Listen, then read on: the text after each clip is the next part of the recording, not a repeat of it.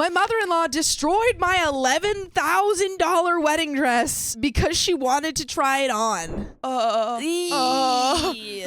That's bad. I'm located in Virginia. I purchased a wedding gown that cost me over $11,000. That's also crazy in general. Yeah, that's just a lot of money. Then paid substantially more in alterations. Over the weekend, my future mother-in-law decided to attempt to put on my dress and failed horribly. How do you fail so badly that you irrevocably destroy this dress? By the way, this comes from Administrative Main 7, and if you want to submit your own stories, go to r/OK Storytime subreddit. So, long story short, it's beyond repair and completely ruined. What did she do? I'm guessing it just didn't fit or something. Yeah, but and so she just ripped it or something. That's crazy. Yeah. I also have reason to believe that she caused deliberate damage to the dress because of certain areas that were torn. My fiance doesn't believe that we're able to take her to court and recoup the money because it's just a dress, and he thinks the cost of the dress doesn't meet some financial threshold to sue her. No, I think it just has to be above $10,000. I have no idea. Let us know in the chat. In the chat, put it down. I want to know if that's true and if it would be feasible to file a police report on her because of the more deliberate damage. I know it's just a dress, but this goes beyond the dress. Well, it's just an $11,000 dress. Yeah. It's not like it was like a $50 dress. Right. It's an $11,000 dress. Yeah. I'm pretty sure you can go to at least small claims, if not more. Update. Hey everyone. First of all, thank you for all the sweet comments and support. I'm sorry that I haven't kept everyone in the loop, but the last several weeks have been truly trying, to say the least. First things first, the wedding is off. Whoa. Honestly, a little bit, I don't know, not that surprising given that the husband was like, it's just a dress. Yeah. I feel like he would have been more on her side if this was, Right. That's crazy though. Yeah, that was quick. Let's hear about that. We are still together and remain engaged. Okay. Oh.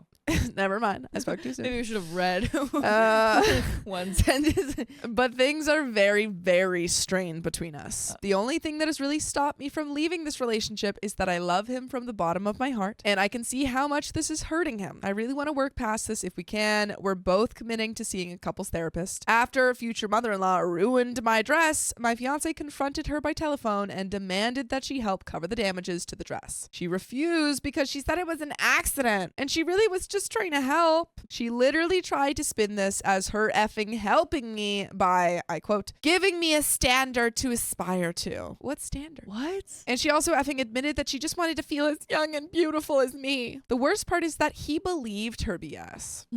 At this point, after she refused to pay, I started pitching a fit until fiance said that we shouldn't jump to conclusions on the damage until we visited the seamstress. That is fair. That is fair. Fine by me. We went together and the assessment was that it was completely trashed. It is beyond repair. I really would love to see the damages. Me too. Wow. The beading in some parts is absolutely destroyed. The sheer back of the dress was torn to shreds from her disgusting fake nails. She also ripped the tulle on my train and the seams were split so badly, and she'd torn through other parts of the dress to the point where they were beyond repair. That can't have been unintentional damage. That's rough. All of that damage just from trying on the I believe it would be that. It feels very Something's intentional. Up. Something's smelling a little fishy. Hearing how badly my dress was mutilated crushed me, but my fiance's reaction at the seamstress enraged me. He kept minimizing the damage, pointing out how certain things absolutely could have been an accident. He lied out of his butt to the seamstress, telling her that the dress had an accident when his mother attempted to relive her model days. I corrected the course and said no, that she tried to put it on without my permission, knowing dang well that she didn't fit into it, and deliberately destroyed parts of it in the process. The real fun started when we got home. I told him that if she didn't pay, then I wanted to sue her for the damages to the dress. He told me some BS about how the cost of the dress didn't meet the thresholds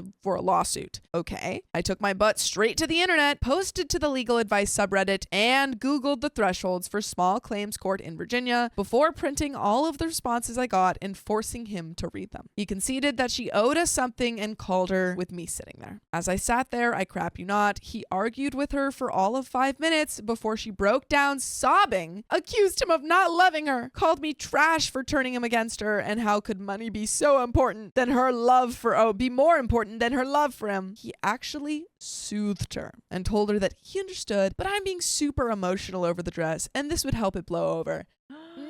No! Oh no. No! Are you kidding me? You're throwing your fiance under the bus? Yeah. No. That's ridiculous. Come on. Dang. Like, your mom is an adult. Treat her like one. Right. She made a mistake, intentional or otherwise. Yeah. And she needs to own it for her actions. Absolutely. This is just like Monetarily. you could just see how she's just the type of person to never own up to her mistakes and to like always manipulate the situation to give any excuse to not do that. And then he's obviously learned from that as well. He's just blaming it all on someone else. Very true. My goodness. She started babbling and sobbing, and he said that he'd talk to me. After they hung up, he had the nerve to turn to me and say that all he wanted was peace and to please just let him pay for the dress and let this go away. I wonder if he's very wealthy, and that's why he doesn't really care about the money. He's just like, I don't know, it's like $11,000. No skin off my back. Totally fine. I lost it. I screamed at him. I cried harder than I probably ever have cried because I honestly felt that he took her side over mine. He's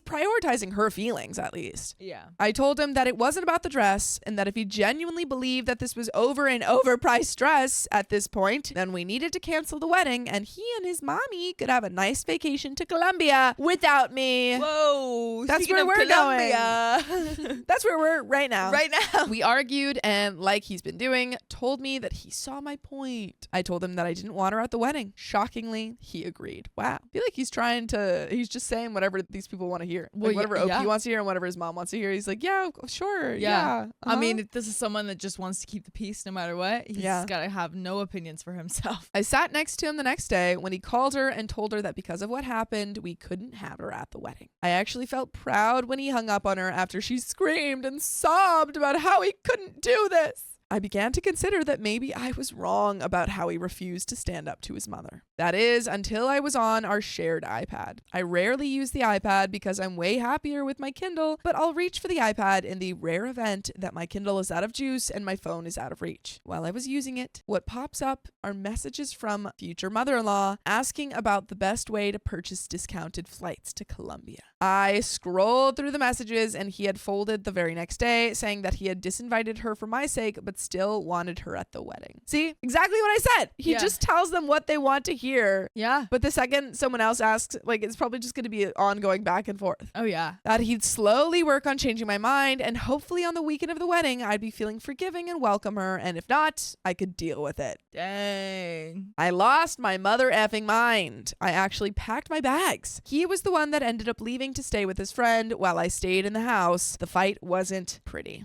Oh, no. And that's about where we are right now. We have both committed to couples counseling. You definitely need that. It's a must. I feel played right now, and that's what he was trying to do, play both sides. Yep. He is a people pleaser for sure. Mm-hmm. We both agree that the best thing to do for us is to postpone the wedding until trust is reestablished. Deposits be danged. And if anyone asks, I tell them the entire story. Future mother-in-law has decided to come between us in the worst way. Future mother-in-law, for the most part, is fuming and trying to spin this into me being a trashy, greedy harpy that's determined to bring her and her precious baby nothing but misery. She's tried to come to our house several times to collect her baby and his belongings, but I haven't answered the door. Fiance, to his credit, has blocked her on his phone and hasn't told her where he's living right now. He's gone no contact and has agreed to no contact until we begin therapy. Wow. What a switch from inviting her to the wedding again and then going no contact. Yeah. He's really got no opinions for himself. Yeah. For real. No spine on this guy. Mm-mm. He's turned over all of his passwords and the iPad so I can check his messages when I want to. And trust me, I'm checking. I love him. I want to be able to go the distance with him, but while future mother-in-law is in the picture, I just don't think I can. For F's sake, I'm looking through his email accounts and messages for contact from his mother. I can't even begin to explain just how effed up this is. Sorry for the long post. Please wish us luck in therapy. I'm having a hard time keeping my hopes up. This has been the worst month. And there is an update, but do you have any thoughts? That's just rough. It really is those like small things that do like say a lot about who you are. And that could like it feels like at surface level it feels like a small situation to like have such a dispute in your marriage or soon to be marriage about, but like at the same time she's really not being listened to at all. I mean again he's just flip-flopping. Exactly. Honestly, I feel like if he says he's going no contact now, but how long is that gonna last? Right. You know? Right. But there is another update. Oh boy. I think it definitely is a good idea that they postpone the marriage, though. For sure.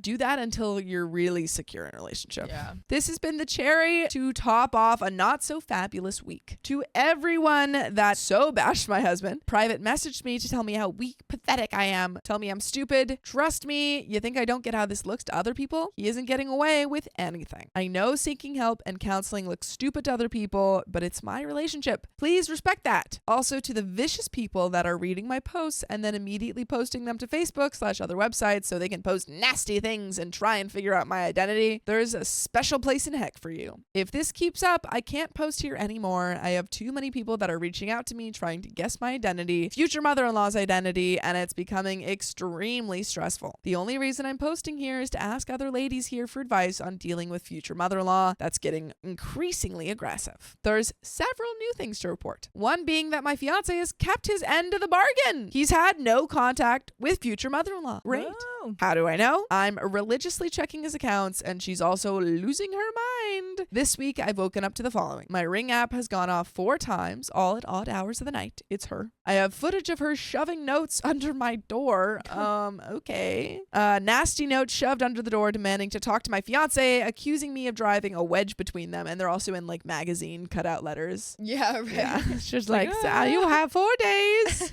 Please send my son home. Yeah. Text messages asking me why I'm forbidding contact between my fiance and his mother, and how unnatural it is to stop a son from seeing his mom. I'm going to burn in heck, and I'm disgraced to womanhood. She's come to my work. When I refused to see her, security escorted her out. When I pulled out of the parking garage, I saw her waiting by the employee entrance. Oh, she's stalking you now. That's terrifying.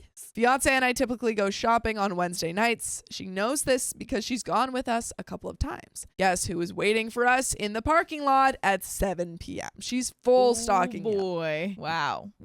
We didn't get out of the car after we saw her pacing around the entrance, and we want you to enter watching full episodes with stories just like this. Just go to Spotify, Apple Podcasts, or your favorite podcast app and search up OK Storytime. Easy. Just enter that. Easy. Just enter OK Storytime. We want you to enter OK Storytime into your favorite podcast app. There you go. Spotify, Apple Podcasts. There you go. All right. Or whatever. There we go. And there is a little bit left of the story, but oh my goodness. Yeah. She's gone off the rails. Yeah. Fiance definitely needs to cut her off. Maybe for the in the long run too. Yeah. Or just like, I don't know, stand up for himself. Yeah. Say, hey, mom. Stop it. Yeah. Yeah. Do you have any final thoughts? It just feels like a big jump Yeah. from like, okay, mom, like, I'm sorry, to be like, okay, bye. Not gonna talk to you at all anymore. That's it's like, it whoa. That's way too